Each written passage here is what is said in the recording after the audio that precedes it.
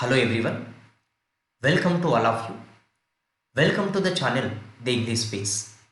In this video, we are going to discuss some of the important error correction questions. All these questions were taken from previous year papers of banking and SSC.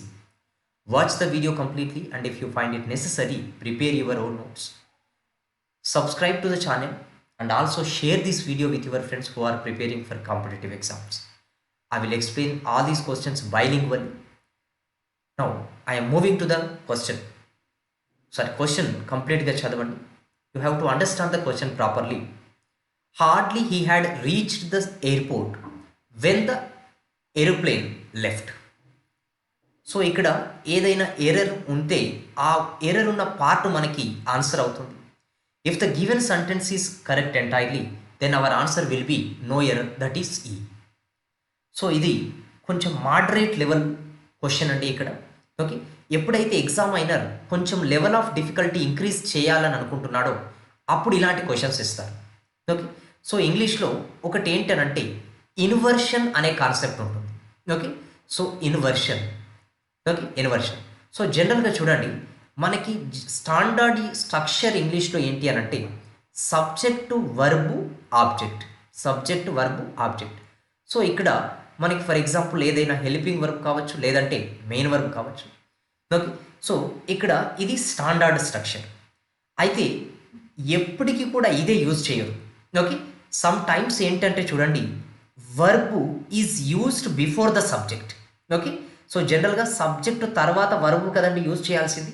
Okay, but some times ఏంటంటే చూడండి, ఇక్కడ verb is used before the subject. Okay, mainly helping verb ఇక్కడ. Okay, so ఇక్కడ మనకి దీన్ని ఏమంటామనంటే అంటే using verb before the subject is called inversion. Okay, so for example చూడండి, నేను ఇలా రాస్తున్నాను, హీఈస్ గోయింగ్, హీఈస్ గోయింగ్. మెయిన్గా హెల్పింగ్ వర్బ్ గురించి మాట్లాడుతున్నాం ఇక్కడ. ఓకే, సో ఇక్కడ మనకి ఇది సబ్జెక్టు, ఇది verb, helping verb. Okay, so ఇప్పుడు చూడండి ఇలా రాస్తున్నాను, is he going, is he going. ఇది క్వశ్చన్ కదా. ఓకే, చూడండి హెల్పింగ్ వర్బ్ ఇక్కడ ఉంది, సబ్జెక్ట్ ఇక్కడ ఉంది. అంటే దీన్ని ఏమంటామనంటే ఇన్వర్షన్ అని అంటాం. జనరల్గా ఇన్వర్షన్ అనేది క్వశ్చన్లలో యూజ్ చేస్తాం. ఓకే, క్వశ్చన్లలో యూజ్ చేస్తాం. ఇక కొన్ని సిచ్యువేషన్స్లలో కూడా మనకి ఈ ఇన్వర్షన్ అనేది యూజ్ చేస్తాం. ఓకే, సో ఏంటి అంటే చూడండి, ఇక్కడ ఈ ఇన్వర్షన్ ప్రాబ్లమే ఇక్కడ ఉంది. ఓకే, ఎక్కడైనా ఇన్ కేస్ సెంటెన్స్ కనుక హార్డ్లీ తోటి, ఓకే, లేదంటే స్కేర్స్లీ తోటి కానీ, ఓకే, నో సూనర్ తోని కానీ, ఓకే, నో సూనర్ తోని కానీ వీటితోని కనుక సెంటెన్స్ బిగిన్ అయితే అక్కడ ఇన్వర్షన్ అనేది యూజ్ చేయాలి. అక్కడ ఇన్వర్షన్ అనేది యూజ్ చేయాలి. ఒకసారి చూడండి క్వశ్చన్లో hardly he had reached the airport. Okay, so hardly he had reached the airport. ఇక్కడ సబ్జెక్ట్ ఎవరండి? హీ. ఓకే, ఎవరైతే ఆ పని చేశారో అతను. హెల్పింగ్ వర్బ్ ఏముంది? హ్యాడ్ అనేది ఉంది. ఓకే, చూడండి హార్డ్లీతోని బిగిన్ అయింది కదా. హార్డ్లీతోని బిగిన్ అయితే ఏది మనం యూజ్ చేయాలి? ఇన్వర్షన్ అనేది యూజ్ చేయాలి. ఇన్వర్షన్ అని అంటే చూడండి, వర్బును సబ్జెక్ట్కు ముందుకు తీసుకురావాలి. ఇవో సబ్జెక్ట్ కదా, ఇక్కడ ఉంది మనకి హెల్పింగ్ వర్బ్. అంటే ఏం చేయాలి? ఇక్కడ హ్యాడ్ను హీ అనే వర్డ్ ముందుకు తీసుకెళ్ళాలి. అంటే కరెక్ట్ సెంటెన్స్ ఏంటి అని అంటే hardly had he reached the airport. Okay, had he reached the airport అనేది కరెక్ట్. కాబట్టి ఎర్రర్ ఎక్కడ ఉందండి? పార్ట్ ఏలో మనకి ఎర్రర్ ఉంది. ఓకే, సో ఇన్వర్షన్ బేస్డ్గా ఈ క్వశ్చన్ అడిగారు.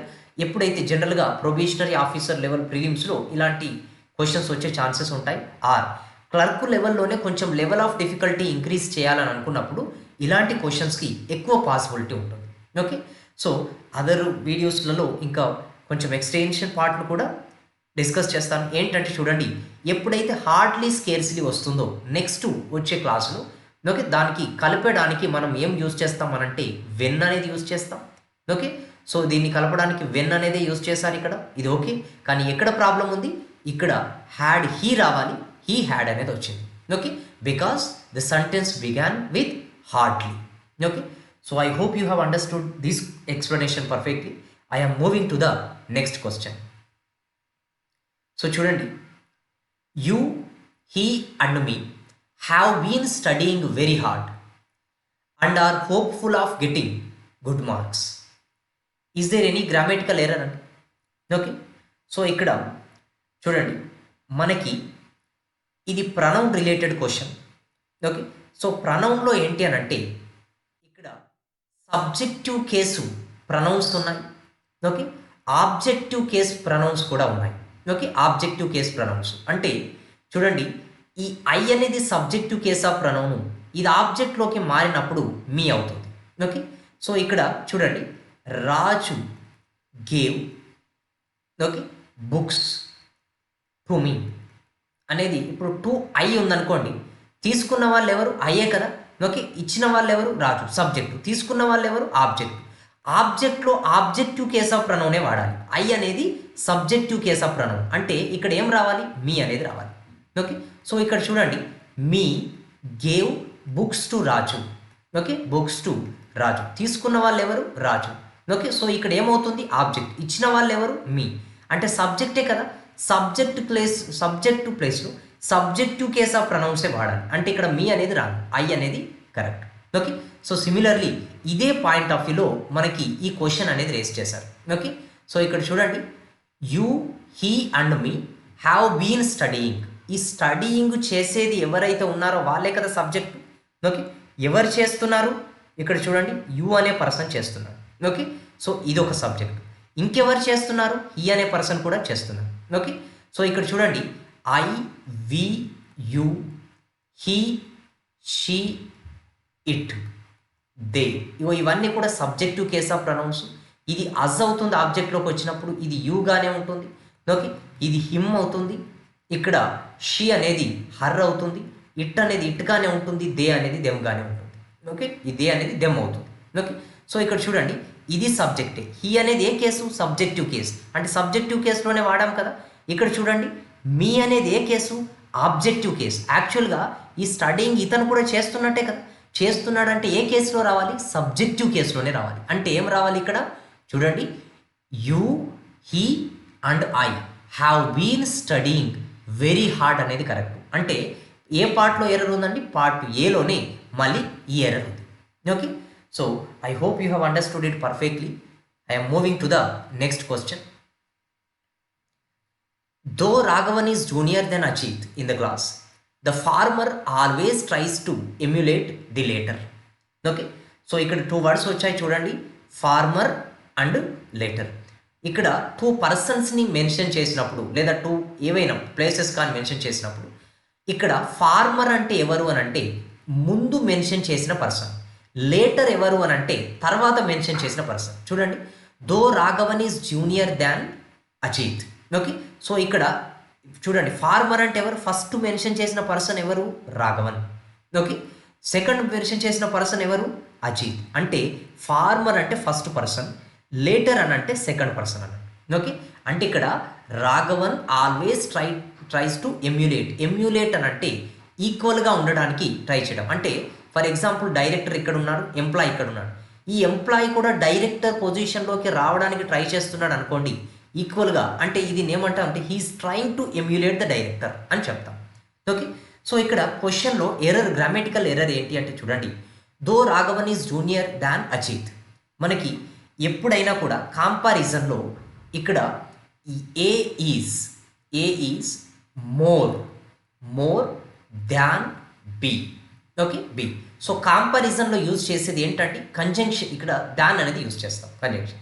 ఓకే, బట్ ఇక్కడ మనకి యాడ్జెక్టివ్స్ ఏంటి అని అంటే మనకు ఆల్రెడీ ఇంతకుముందు డిస్కస్ చేస్తాం. ఓకే, కొన్ని వర్డ్స్ ఏంటి అని అంటే for example junior, okay, senior, junior, okay, inferior, superior, ఇలాంటి వర్డ్స్ వచ్చినప్పుడు మనకి కంపారిజన్లో దాన్ అనేది రాకుండా ఏం యూజ్ చేస్తామనంటే టు అనేది యూజ్ చేస్తాం.